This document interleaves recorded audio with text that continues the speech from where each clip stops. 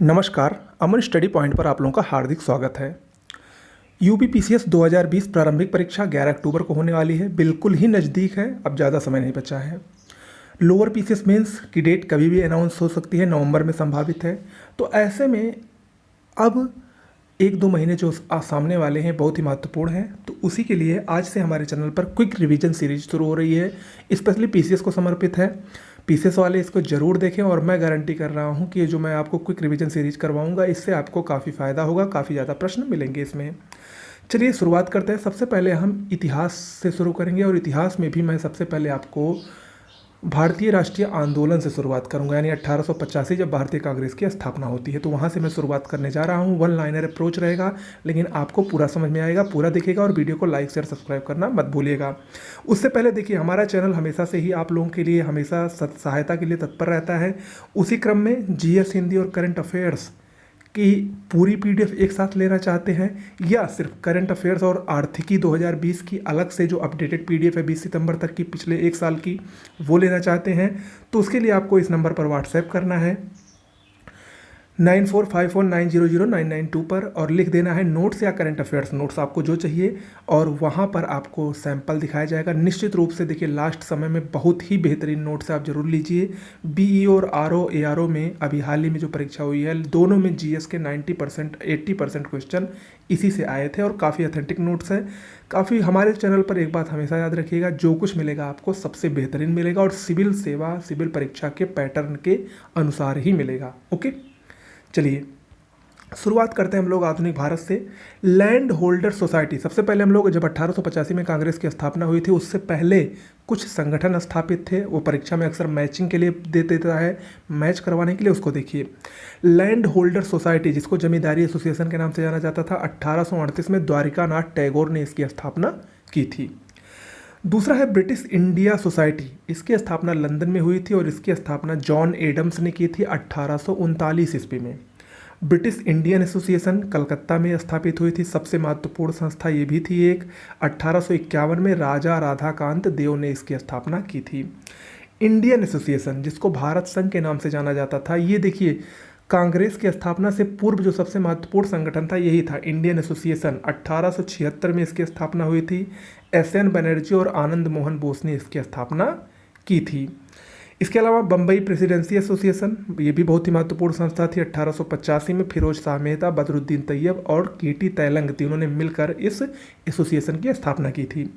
पूना सार्वजनिक सभा 1870 में महादेव गोविंद रानाडे यानी एमजी रानाडे ने इसकी स्थापना की थी। ईस्ट इंडिया एसोसिएशन, जो कि लंदन में स्थापित हुई थी, इसकी स्थापना 1866 में दादा भाई नौरोजी ने की थी। तो ये कांग्रेस की स्थापना के पूर्व की संस्थाएं थी। इसके बाद देखते हैं भारतीय राष्ट्रीय कांग्रेस के बारे में। भारतीय राष्ट्रीय कांग्रेस 28 दिसंबर 1885 को ए.ओ. ह्यूम ने स्थापित किया था। उसकी स्थापना ए.ओ. ह्यूम ने की थी। इंडियन नेशनल कांग्रेस की स्थापना के समय भारत के वायसराय लॉर्ड डफरिन थे। अक्सर पूछता है लॉर्ड डफरिन। कांग्रेस के प्रथम अधिवेशन के अध्यक्ष व्योमेश चंद्र बनर्जी थे, जो कि मुंबई में हुआ था और उसमें कुल 72 सदस्यों ने भाग लिया था। कांग्रेस के प्रथम गैर हिंदू अध्यक्ष की बात करें तो दादा भाई नौरोजी थे। 1886 में कलकत्ता अधिवेशन में इन्होंने अध्यक्षता की थी। इंडियन नेशनल कांग्रेस के प्रथम मुस्लिम अध्यक्ष बदरुद्दीन तैयब थे। 1887 में इन्होंने मद्रास अधिवेशन की अध्यक्षता की थी। जबकि कांग्रेस के प्रथम अंग्रेज अध्यक्ष अगर आए तो ये जॉर्ज यूल थे। 1888 में इलाहाबाद अधिवेशन में इन्होंने अध्यक्षता की थी। कांग्रेस की प्रथम महिला अध्यक्ष, ये अक्सर पूछा जाता है। देखिए, कांग्रेस की प्रथम महिला अध्यक्ष एनी बेसेंट थी। कलकत्ता में इन्होंने 1917 में अध्यक्षता की थी। लेकिन अगर आए प्रथम भारतीय महिला अध्यक्ष तो ये सरोजनी नायडू थी। ओके, दोनों में कंफ्यूज मत होइएगा। सरोजनी नायडू ने कानपुर अधिवेशन में 1925 में अध्यक्षता की थी। जबकि गांधी जी द्वारा एकमात्र कांग्रेस के अधिवेशन में अध्यक्षता कब की गई थी? 1924 में, कर्नाटक के बेलगांव में। ओके, तो ये कांग्रेस के बारे में इतना बात आपको जानना जरूरी है। आगे भी हम आपको कांग्रेस के बारे में जो और भी महत्वपूर्ण तथ्य हैं वो आपको मैं करवाऊंगा और याद दिलाता रहूँगा। ठीक है, चलिए देखिए, भारतीय कांग्रेस की स्थापना के बाद दो ग्रुपों में विभाजन हो गया। जो प्रमुख नेता थे तत्कालीन, एक उदारवादी कहलाए और एक उग्रवादी कहलाए। उदारवादी जो थे वो ब्रिटिश सरकार से अपनी बातें अनुनय विनय के माध्यम से करवाना चाहते थे, रखते थे। और जो उग्रवादी थे उनका तरीका दूसरा था, वो उग्रता से अपनी बातें मनवाना चाहते थे। तो जो उदारवादी प्रमुख नेता थे उसमें गोपाल कृष्ण गोखले, दादा भाई नौरोजी, एस.एन. बनर्जी, फिरोज शाह मेहता और आर.सी. दत्त आदि प्रमुख थे। जबकि उग्रवादियों में बाल पाल लाल, बाल गंगाधर तिलक, बिपिन चंद्र पाल और लाला लाजपत राय, इसके अलावा अरविंद घोष, ये सब उग्रवादी नेता कहलाए। ओके, आगे सर्वेंट ऑफ इंडिया सोसाइटी, इसकी स्थापना 1905 में गोपाल कृष्ण गोखले ने की थी। गणपति महोत्सव 1893 में बाल गंगाधर तिलक ने प्रारंभ करवाया था। गणपति महोत्सव इंपॉर्टेंट है, पूछा जाता है। देखिए, बाल गंगाधर तिलक की कुछ प्रमुख पुस्तकें और कुछ प्रमुख पत्रिका है, उसको देख लीजिए। मराठा केसरी और गीता रहस्य। गीता रहस्य इन्होंने बर्मा में स्थित जब मांडले जेल में जब ये बंद थे तो वहाँ पर इन्होंने 1907 के आसपास गीता रहस्य नामक पुस्तक लिखी थी। इसके अलावा मराठा और केसरी इनके प्रमुख पत्रिकाएं थीं और इनको पत्रकारिता के कारण सजा भी हुई थी बाल गंगाधर तिलक को। बाल गंगाधर तिलक को अंग्रेजी राइटर वैलेंटाइन सिरोल ने भारतीय अशांति का जनक कहा था, बाल गंगाधर तिलक को। ओके, अक्सर पूछा जाता है। लाला लाजपत राय की बात करें तो लाला लाजपत राय, देखिए, लाल बाल पाल यानी लाला लाजपत राय, बाल गंगाधर तिलक और बिपिन चंद्र पाल, इन तीनों में एकमात्र ये ऐसे थे जिन्होंने इंडियन नेशनल कांग्रेस की अध्यक्षता की थी और बाकी दोनों ने कभी नहीं की थी। इनकी कुछ प्रमुख पुस्तकें हैं, पंजाबी, द पीपल और अनहैप्पी इंडिया, ये पत्रिकाएं और पुस्तकें हैं लाला लाजपत राय की। युगांतर, कर्मयोगी और वंदे मातरम, ये तीनों पत्रिकाओं के प्रमुख संपादक अरविंद घोष थे। ये भी याद रखिएगा, इंपॉर्टेंट है। आगे बढ़ते हैं 1905 में। देखिए, हाँ, एक बात और है, ये जो मैं करवा रहा हूँ ये सब बिल्कुल ही सीरियल वाइज है। इसमें ये नहीं है कि एक घटना इधर है एक घटना उधर है, इसीलिए आपको और भी मजा आएगा इसको पढ़ने में। बंगाल विभाजन की तरफ चलते हैं, जिसको स्वदेशी प्रस्ताव के नाम से भी जाना जाता है। 1905 में लॉर्ड कर्जन तत्कालीन वायसराय थे, उन्होंने ही इसका प्रस्ताव रखा था बंगाल विभाजन का। बंगाल विभाजन प्रभावी कब हुआ? 16 अक्टूबर 1905 को, और इसको रद्द भी कर दिया गया जब लॉर्ड हॉर्डिंग द्वितीय वायसराय बनकर आए 1911 में। स्वदेशी आंदोलन जिसको कहते हैं, जब बंगाल विभाजन के विरोध में स्वदेशी आंदोलन चलाया गया था, उससे अप्रभावित वर्ग कौन सा था? कृषक और मुसलमान। कृषक और मुसलमान की स्वदेशी आंदोलन में कोई बहुत भूमिका नहीं थी। स्वदेशी आंदोलन का जगह जगह पर कुछ लोगों द्वारा नेतृत्व किया गया था, उसको देखिए। स्वदेशी आंदोलन का दिल्ली में नेतृत्व सैयद हैदर राजा ने किया था, मद्रास में नेतृत्व चिदम्बरम पिल्लई ने किया था, जबकि बम्बई में इसका नेतृत्व बाल गंगाधर तिलक ने किया था। स्वदेशी आंदोलन के दौरान कुछ प्रमुख सहयोगी पत्रिका भी थी। कौन कौन सी थी? न्यू इंडिया, वंदे मातरम, संध्या और युगांतर। ये स्वदेशी आंदोलन के कुछ प्रमुख सहायक पत्रिका भी थी। देखिए, स्वदेशी आंदोलन के बाद 30 दिसंबर 1906 को मुस्लिम लीग की स्थापना हुई और ये मुस्लिम लीग ढाका में स्थापित हुई और इसकी स्थापना समीमुल्लाह द्वारा की गई।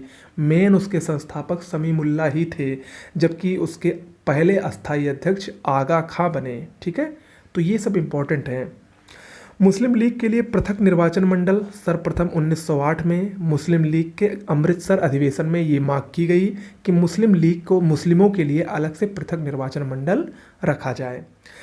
कांग्रेस द्वारा पहली बार स्वराज की मांग दादा भाई नौरोजी द्वारा 1906 में कलकत्ता अधिवेशन के दौरान की गई। कांग्रेस का विभाजन कब हुआ? नरम दल और गरम दल में 1907 में। अक्सर पूछा जाता है, 1907 में कांग्रेस का विभाजन नरम और गरम दल में हुआ, सूरत अधिवेशन के दौरान, जिसकी अध्यक्षता रास बिहारी बोस कर रहे थे। देखिए, विभाजन का प्रमुख कारण हम बताते हैं आपको है क्या था। जब स्वदेशी आंदोलन चल रहा था तो जो नरम दल और गरम दल के लोग थे, जो नरम दल के प्रमुख समर्थक थे, वो लोग चाहते थे कि ये जो स्वदेशी आंदोलन है ये बंगाल तक ही सीमित रहे। लेकिन जो गरम दल के नेता थे, जिसमें प्रमुख रूप से बाल गंगाधर तिलक, लाला लाजपत राय, बिपिन चंद्र पाल, ये सब थे, ये चाहते थे कि ये जो आंदोलन है स्वदेशी, ये पूरे भारत में जाए, पूरे भारत में इसका प्रचार प्रसार हो। तो इसी बात को लेकर दोनों में मतभेद हो गया और दोनों 1907 के सूरत अधिवेशन में अलग हो गए रास बिहारी बोस की अध्यक्षता में। ओके, मार्ले मिंटो सुधार 1909 में आया और ये पहला ऐसा सुधार था जिसमें मुस्लिमों को पृथक निर्वाचन दिया गया। 1909 बहुत ही इंपॉर्टेंट है, मार्ले मिंटो सुधार। भारत की राजधानी कलकत्ता से दिल्ली कब हुई? 1 अप्रैल 1912 को लॉर्ड हार्डिंग द्वारा 1 अप्रैल 1912 को भारत की राजधानी कलकत्ता से दिल्ली स्थापित हुई। ओके, भारत की साम्राज्ञी विक्टोरिया को 1877 में लॉर्ड लिटन द्वारा जब प्रथम दिल्ली दरबार का आयोजन किया गया था, तो उसी में भारत की साम्राज्ञी लॉर्ड विक्टोरिया महारानी विक्टोरिया को घोषित किया गया। इसके बाद बढ़ते हैं लखनऊ समझौता। लखनऊ समझौता 1916 में हुआ। अंबिका चरण मजूमदार इसकी अध्यक्षता कर रहे थे। लखनऊ अधिवेशन की ये बात है। और इसमें दो प्रमुख घटनाएं हुई। पहली घटना कि जो नरम और गरम दल 1907 में अलग हुए थे, वो फिर से मिलन हो गया उन दोनों का 1916 में ही, और कांग्रेस और मुस्लिम लीग का मिलन हो गया। ठीक है, तो लखनऊ समझौता इन दो मायने में बहुत ही महत्वपूर्ण है। होम रूल लीग, देखिए होम रूल लीग दो थी, एक बाल गंगाधर तिलक की थी, एक एनी बेसेंट की थी। तो पहले हम बाल गंगाधर तिलक की बात करते हैं, और यही सबसे पहले स्थापित भी हुई थी। बाल गंगाधर तिलक की होम रूल लीग 28 अप्रैल 1916 को पूना में स्थापित की गई। इसके अध्यक्ष बैप्टिस्टा थे और सचिव एनसी केलकर थे। जबकि एनी बेसेंट की होम रूल लीग का नाम था all India home rule league. ये सितंबर 1916 में मद्रास में स्थापित हुआ था। इसके सचिव जॉर्ज अरुंडेल थे। एनी बेसेंट की दो प्रमुख पत्रिकाएं अक्सर परीक्षा में पूछी जाती हैं, कॉमनवेल्थ और न्यू इंडिया।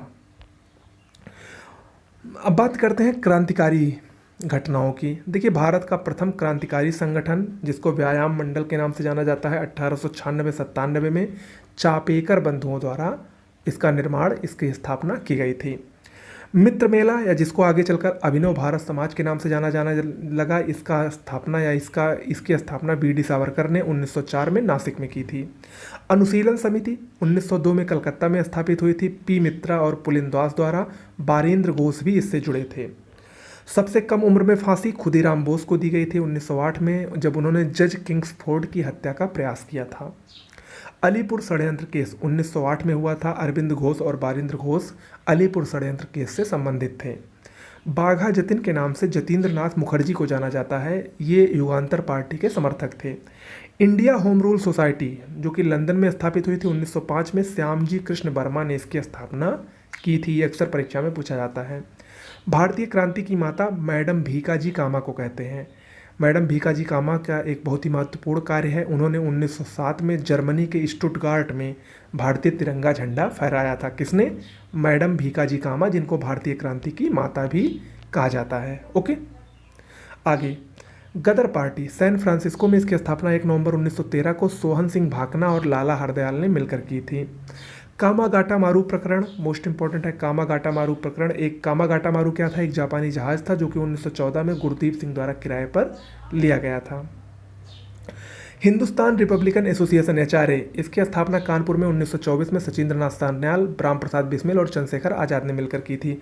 काकोरी कांड 9 अगस्त 1925 को हुआ था। राम प्रसाद बिस्मिल, देखिए काकोरी कांड के अंतर्गत 4 लोगों को फांसी दी गई थी। राम प्रसाद बिस्मिल, अशफाकुल्ला खां, रोशनलाल और राजेंद्र लाहड़ी, जिसमें राम प्रसाद बिस्मिल को गोरखपुर जेल में, अशफाकुल्ला को फैजाबाद जेल में, रोशनलाल को नैनी जेल में और राजेंद्र लाहड़ी को गोंडा जेल में फांसी हुई थी। Hindustan socialist Republican association HSRA, इसकी स्थापना 1928 में दिल्ली में चंद्रशेखर आज़ाद और भगत सिंह ने मिलकर की थी। सैंडर्स की हत्या 1928 में भगत सिंह, आज़ाद और राजगुरु द्वारा की गई थी। सेंट्रल असेंबली बम कांड 8 अप्रैल 1929 को हुआ था, भगत सिंह और बटुकेश्वर दत्त द्वारा। भगत सिंह, सुखदेव और राजगुरु को फांसी कब हुई थी? 23 मार्च 1931 को, लाहौर षड्यंत्र केस में शामिल होने के कारण।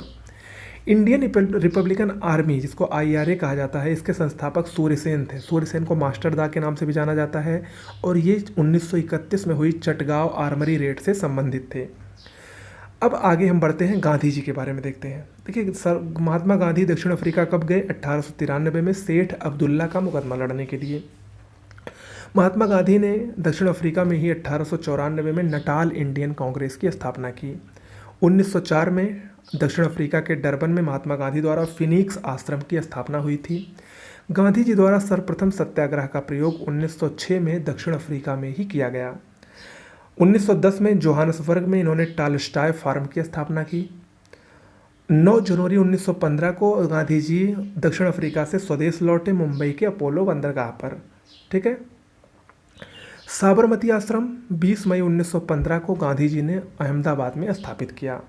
गांधी जी की कुछ प्रमुख पुस्तकें हैं, जिसमें सत्य के मेरे प्रयोग, ये उनकी आत्मकथा है। हिंद स्वराज, अनासक्ति योग, ये महात्मा गांधी की कुछ प्रमुख पुस्तकें हैं। जबकि महात्मा गांधी की कुछ प्रमुख पत्रिकाओं में इंडियन ओपिनियन और यंग इंडिया प्रमुख हैं। बात करते हैं महात्मा गांधी द्वारा दो प्रमुख संस्थाओं की स्थापना हुई थी। पहली अखिल भारतीय खादी बोर्ड 1923 में स्थापित हुई थी। अखिल भारतीय चरखा संघ 1925 में स्थापित हुआ था। देखिए, गांधी जी के विभिन्न नाम थे। गांधी जी को अलग अलग लोगों ने अलग अलग नाम से पुकारा, जिसमें सुभाष चंद्र बोस ने गांधी जी को राष्ट्रपिता कहा। चर्चिल ने गांधी जी को अर्धनंगा फकीर कह के पुकारा था। ये सब अक्सर पूछा जाता है। माउंटबेटन ने गांधी जी को वन मैन बाउंड्री फोर्स कहा था। जवाहरलाल नेहरू ने गांधी जी को बापू कहा था। और रविंद्रनाथ टैगोर ने गांधी जी को महात्मा कह के पुकारा था। ओके, आगे बढ़ते हैं। अब गांधी जी के आंदोलनों को देखते हैं। गांधी जी का सबसे पहला आंदोलन स्वदेश वापसी के बाद चंपारण सत्याग्रह था। 1913 में ये प्रथम किसान सत्याग्रह था। तिनकठिया पद्धति के खिलाफ ये सत्याग्रह हुआ था। और याद रखिएगा, चंपारण आने का चंपारण बिहार में है। चंपारण आने का निमंत्रण गांधी जी को राजकुमार शुक्ल ने दिया था। हाँ, ओके, चलिए। अहमदाबाद मजदूर आंदोलन 1918 में गांधी जी द्वारा ये प्रथम भूख हड़ताल थी मिल मालिकों के विरुद्ध। इसके बाद खेड़ा सत्याग्रह 22 मार्च 1918 को ये गांधी जी का प्रथम वास्तविक किसान सत्याग्रह था। लगान वसूली के विरुद्ध ये किया गया। रॉलेट एक्ट 18 मार्च 1919 को रॉलेट एक्ट आया सिटीजन समिति की सिफारिशों के आधार पर। रॉलेट एक्ट क्या था?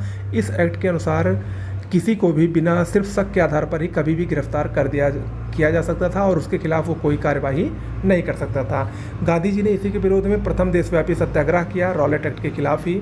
और रॉलेट एक्ट खिलाफ के बाद एक बहुत ही महत्वपूर्ण हत्याकांड हुआ, जालियांवाला बाग हत्याकांड 13 अप्रैल 1919 को। देखिए, सत्यपाल और किचलू की गिरफ्तारी के विरोध में ये जालियांवाला बाग हत्याकांड हुआ और इसी के विरोध में रविन्द्रनाथ टैगोर द्वारा सर की उपाधि वापस की गई थी। इंपॉर्टेंट है। जलियांवाला बाग हत्याकांड की जांच के लिए 1919 में हंटर आयोग की स्थापना हुई। 8 सदस्यीय था और इसमें 3 भारतीय सदस्य भी थे, जबकि भारतीयों ने भी जलियांवाला बाग हत्याकांड के लिए एक कमेटी स्थापित की 1919 में ही, तहकीकात कमेटी, मदन मोहन मालवीय, गांधी और मोतीलाल नेहरू की अध्यक्षता में। 1919 में खिलाफत आंदोलन हुआ। मोहम्मद अली और शौकत अली बंधुओं ने इस आंदोलन को चलाया था। इसके बाद 1920 में असहयोग आंदोलन गांधी जी ने प्रारंभ किया। देखिए, असहयोग आंदोलन का प्रस्ताव सर्वप्रथम 1920 में नागपुर अधिवेशन में विजय राघवाचारी की अध्यक्षता में पास हुआ। चित्तरंजन दास द्वारा ये प्रस्ताव लाया गया और इसमें स्वराज का लक्ष्य रखा गया। 1 वर्ष में स्वराज की प्राप्ति, यह असहयोग आंदोलन का ही नारा था। असहयोग आंदोलन में सबसे पहले क्या हुआ? उपाधियों को लौटाया गया। गांधी जी द्वारा कैसर हिंद और जूलू पदक, जो जूलू और बोअर पदक गांधी जी को मिले थे दक्षिण अफ्रीका में, और कैसर हिंद जो ब्रिटिश सरकार ने दिया था, उसको सर्वप्रथम गांधी जी ने लौटाया। असहयोग आंदोलन में बहुत से लोगों ने वकालत छोड़ी, जिसमें चित्तरंजन दास, पटेल, राजेंद्र प्रसाद और मोतीलाल नेहरू प्रमुख थे। असहयोग आंदोलन के दौरान काशी विद्यापीठ, अलीगढ़ मुस्लिम यूनिवर्सिटी और जामिया मिलिया इस्लामिया यूनिवर्सिटी की स्थापना भी हुई। असहयोग आंदोलन का सबसे सफल आंदोलन विदेशी वस्त्रों का बहिष्कार था। हालांकि विदेशी वस्त्रों के बहिष्कार की रविन्द्रनाथ टैगोर ने आलोचना भी की थी। असहयोग आंदोलन में सबसे पहली गिरफ्तारी मोहम्मद अली की हुई और महात्मा गांधी द्वारा चलाया गया पहला जन आंदोलन असहयोग आंदोलन था। लेकिन आगे चलकर जब 5 फरवरी 1922 को चौरी चौरा कांड हो गया गोरखपुर में, तब गांधी जी ने असहयोग आंदोलन को 12 फरवरी 1922 को बारदोली प्रस्ताव के तहत वापस ले लिया। देखिए, कितना बढ़िया मैं आपको बता रहा हूँ, एकदम कहानी की तरह आप लोग सुनते रहिए। और यही सब इम्पोर्टेंट है, परीक्षा में इसी से प्रश्न पूछे जाते हैं। ओके, और देखिए, लाइक ज़रूर कर दिया करिए, वीडियो को लाइक, शेयर और सब्सक्राइब कर लीजिए, आपको पूरा रिवीजन होगा। इसके बाद चौरी चौरा कांड के बाद 1923 में स्वराज पार्टी की स्थापना हुई चित्तरंजन दास और मोतीलाल नेहरू द्वारा। स्वराज पार्टी के गठन का उद्देश्य था विधानसभा में भाग लेकर उसमें अवरोध डालना। 1925 में सेंट्रल लेजिस्लेटिव असेंबली का चुनाव जो होता है, उसमें अध्यक्ष विट्ठल भाई पटेल बने, ये अक्सर पूछा जाता है। इसके बाद 1926 में इंडिपेंडेंट कांग्रेस पार्टी की स्थापना मदन मोहन मालवीय और लाला लाजपत राय द्वारा हुई थी। ओके, तो आज इतना ही करते हैं। लगभग 100 प्रश्न आज हम लोगों ने किए। कैसा लगा ज़रूर बताइएगा। इसके अलावा आपको डेली ऐसे ही मिलता रहेगा। इसके अलावा बहुत सारी चीज़ें आपको मिलने वाली हैं। मेरे साथ बने रहें। नमस्कार।